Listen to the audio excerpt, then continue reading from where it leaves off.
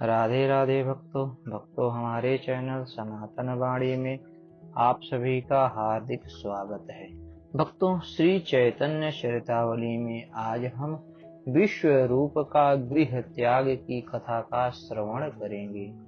बंधन का हेतु ममत्व है, ममत्व का संबंध मन से है। जिसने मन से ममत्व को निकाल दिया वह तो नित्य मुक्त ही है। उनके लिए न कोई अपना है न पराया। वह तो अनेक रूपों में एक ही आत्मा को चारों ओर देखता है।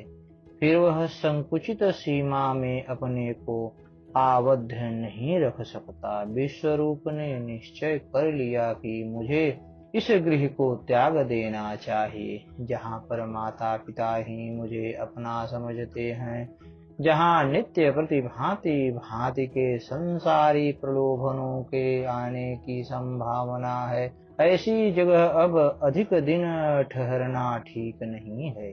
ऐसा निश्चय कर लेने पर एक दिन उन्होंने अपनी माता को एक पुस्तक देते हुए कहा, माँ, यह पुस्तक निमाई के लिए है। जब वह बड़ा हो तो इस पुस्तक को उसे दे देना, भूल मत जाना।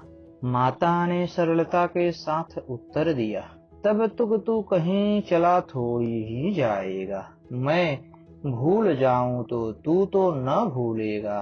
तू ही इसे अपने हाथ से उसे देना और पढ़ाना। तू भी तो अब पंडित बन गया है, निमाई तुझसे ही पढ़ा करेगा। विश्व रूप ने मानसिक भाव को छिपाते हुए कहा, हाँ ठीक है, मैं रहा तो दे ही दूंगा, किंतु तू भी इस बात को याद रखना। भोली भाली माता को क्या पता था कि मेरा विश्व रूप अब 2 ही 4 दिन का मेहमान है। 2 4 दिन के बाद फिर इसकी मन मोहिनी सूरत हम लोगों को कभी भी देखने को न मिल सकेगी। माता अपने काम धंधे में लग गई। जाड़े का समय है, खूब कड़ाके का जाड़ा पड़ रहा है। सभी प्राणी जाड़े के मारे गुड़मुड़ी मारे रात्रि में सो रहे हैं। चारों ओर नीरवता का साम्राज्य है। कहीं भी कोलाहल सुनाई नहीं पड़ता। सर्वत्र स्तब्धता छाई हुई है। ऐसे समय विश्व रूप को निद्रा कहाँ। वे तो भविष्य जीवन को महान बनाने की उहापोह में लगे हुए हैं। घर में एक बार दृष्टि डाली, एक ओर माता सो रही है, उनके पास ही चुपचाप निमाई आंख बंद किए हुए शयन कर रहे हैं। मिश्र जी दूसरी ओर रजाई ओढ़े खाट पर सो रहे हैं। विश्व रूप ने एक बार खूब ध्यान से पिता की ओर देखा। सिर के बाल पके हुए थे, मुंह पर झुर्रियां पड़ी हुई थी। हमेशा गृहस्थी की चिंता करते रहने से उनका स्वभाव ही चिंतामय बन गया था। सोते समय भी मानो वे किसी गहरी चिंता में डूबे हुए हैं। निर्धन वृद्ध के चेहरे की ओर देखकर एक बार तो विश्व रूप अपने निश्चय से विचलित हुए। उनके मन में भाव आया, पिता वृद्ध हैं, आजीविका का कोई निश्चित प्रबंध नहीं, निमाई अभी निरा बालक ही है, घर का काम कैसे चलेगा। किंतु थोड़ी ही देर बाद वे सोचने लगे, अरे मैं यह क्या सोच रहा हूँ। जिसने इस चराचर विश्व की रचना की है, जो सभी के भरण पोषण का पहले से ही प्रबंध कर देता है, उसको कर्ता न मानकर मैं अपने में कर्तापने का आरोप क्यों कर रहा हूँ। वृत्ति तो सबकी वही चलाता है, मनुष्य तो निमित्त मात्र है। विश्वम्भर ही सबका पालन करते हैं। मुझे अपने सत्संकल्प से विचलित न होना चाहिए, यह सोचकर उन्होंने सोती हुई माता को मन ही मन प्रणाम किया। छोटे भाई को एक बार प्रेम पूर्वक देखा और धीरे से घर से निकल पड़े। संकेत के अनुसार लोकनाथ उन्हें गंगा तट पर तैयार बैठे मिले। दोनों एक दूसरे को देखकर अत्यंत ही प्रसन्न हुए। अब उन्हें यह चिंता हुई कि रात्रि में गंगा पार किस प्रकार जा सकते हैं। अब बहुत ही शीघ्र प्रातः काल होने वाला है। इधर उधर कहीं जाएंगे तो पहचाने जाने पर पकड़े जाएंगे, इसलिए गंगा पार जाए बिना क्षेम नहीं है। उस समय नाव का मिलना कठिन था। दोनों ही युवक निर्भीक थे। जीवन का मोह तो उन्हें था ही नहीं।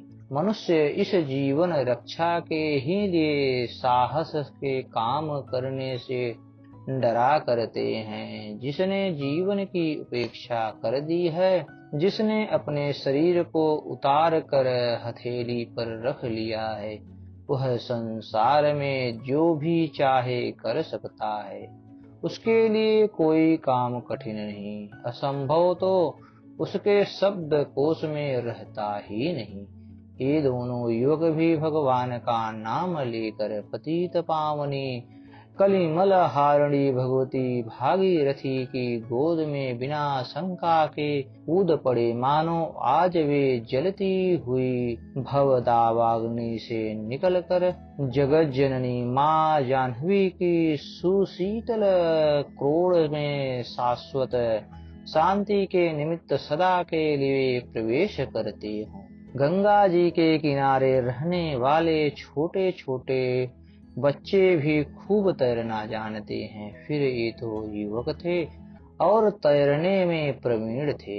सामान इन लोगों के पास कुछ था ही नहीं, इसलिए वे निर्विघ्न गंगा पार हो गए। जाड़े का समय था, शरीर के सभी वस्त्र भीग गए थे, किंतु इन्हें इस बात का ध्यान ही नहीं था। शीतोष्णादि द्वंद्व तो तभी तक बाधा पहुंचा सकते हैं जब तक शरीर में ममत्व होता है।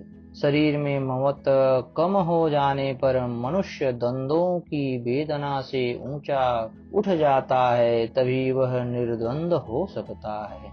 विश्व रूप निर्द्वंद हो चुके थे, वे गीले ही वस्त्रों से आगे बढ़े चले गए।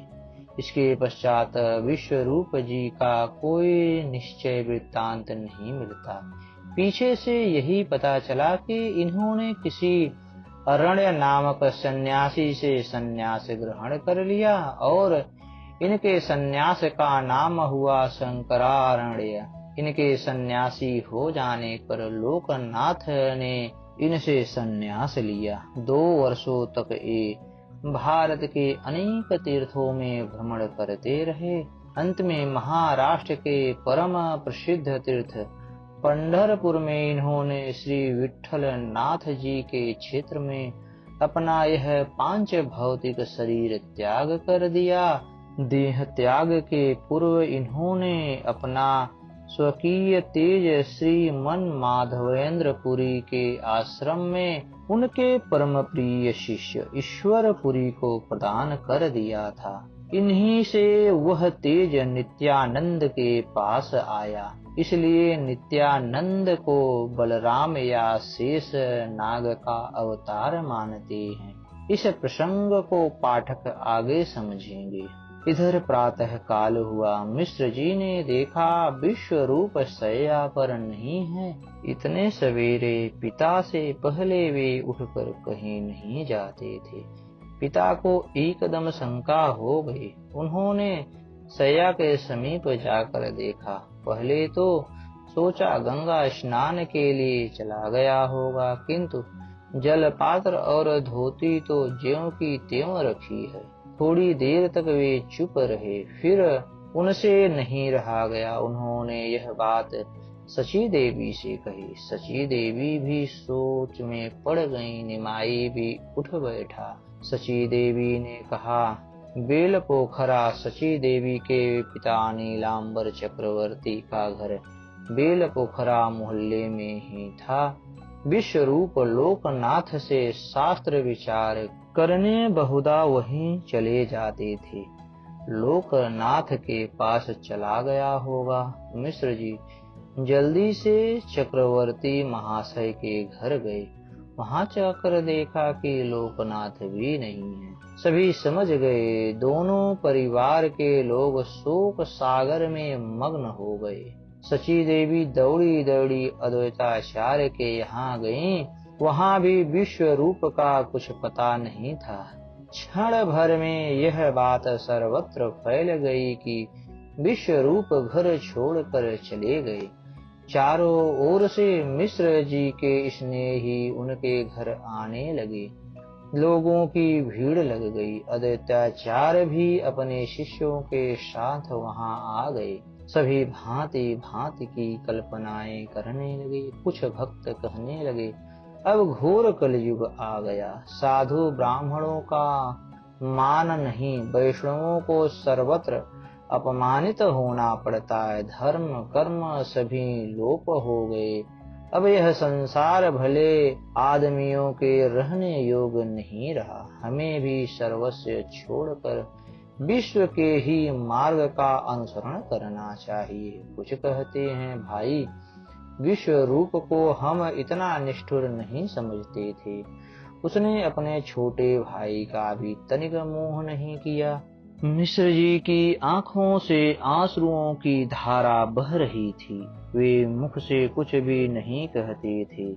नीची दृष्टि किए वे बार बार भूमि की ओर ताक रहे थे, मानो उन्हें संदेह हो गया था कि इस भूमि ने ही मेरे प्राण प्यारे पुत्र को अपने में छिपा लिया है।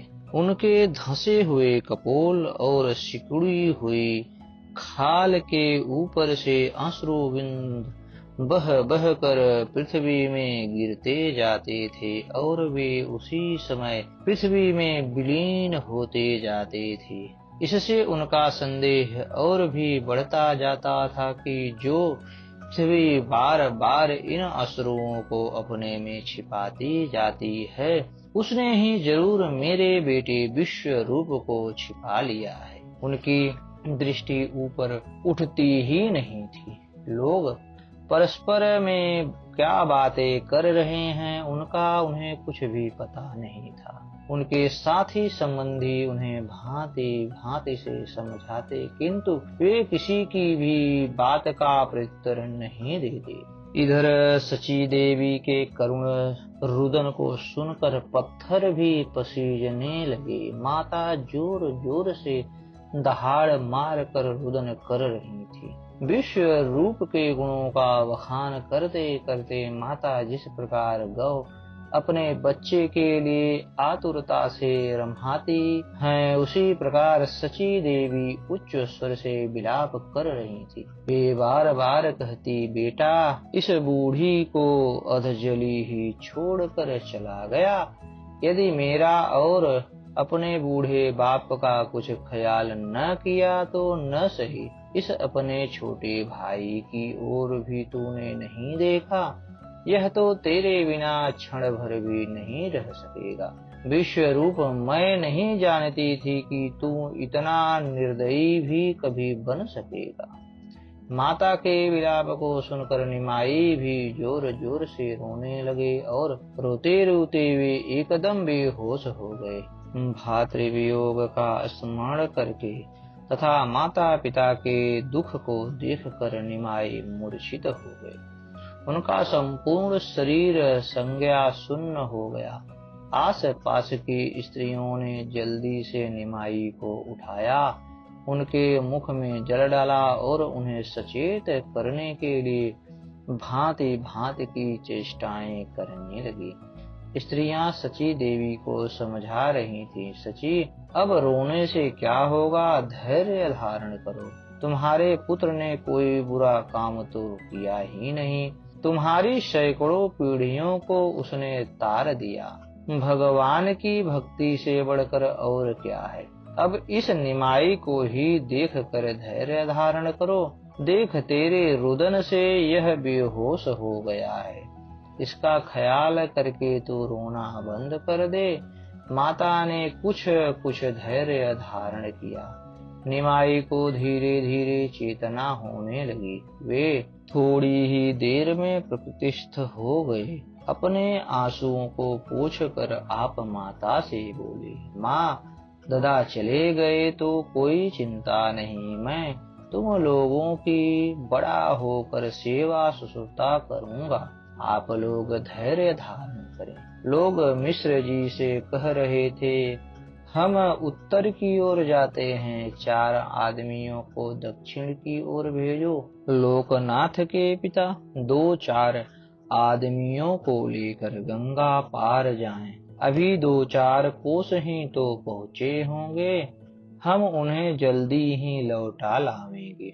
इन सब लोगों की बातें सुनकर ऊपर दृष्टि उठाकर मिश्र जी ने साहस के साथ कहा, अब भाई कहीं जाने से क्या लाभ, विश्वरूप बालक तो है ही नहीं। यदि उसकी ऐसी ही इच्छा है तो भगवान उसकी मनोकामना पूर्ण करें। यदि उसे सन्यास में ही सुख है तो वह सन्यासी ही बनकर रहे। आप सब लोग भगवान से यही प्रार्थना करें कि वह सन्यासी होकर अपने धर्म को यथारीति पालन करता रहे और फिर लौट कर घर में न आवे। पिता के ऐसे साहस पूर्ण वचनों को सुनकर सभी को बड़ा आनंद हुआ। सभी इसी संबंध की बातें करते हुए सुख पूर्वक घर लौट गए।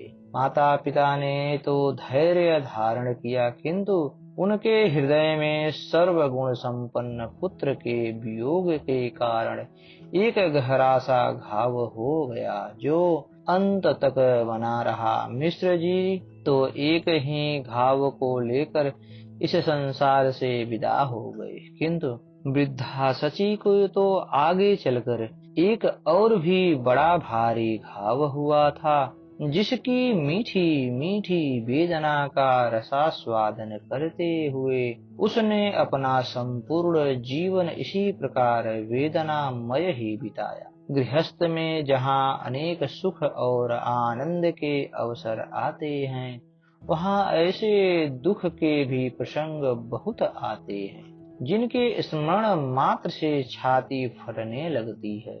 जगत जननी सीता जी जब अपने प्राणनाथ श्री रामचंद्र जी के वियोग से अत्यंत ही व्यथित हो उठी और उनकी वेदना असह्य हो गई, तब उन्होंने रोते रोते बड़ी ही मार्मिक वाणी में हनुमान जी से ये वचन कहे थे, वे जीतात्मा सत्यवादी महात्मा धन्य हैं, जिन्हें प्रिय की प्राप्ति में न तो सुख होता है और न अप्रिय की प्राप्ति में अधिक दुख व्यथा हो सकती है, जिनकी वृत्ति सुख दुख में समान रहती है। ऐसे महात्माओं के चरणों में बार बार प्रणाम है। अस्तु भक्तों, हमारी यह कथा आपको कैसी लगी? कृपया कमेंट कर हमें अपना सुझाव दें और हमारे चैनल को ज्यादा से ज्यादा सब्सक्राइब करें। धन्यवाद भक्तों।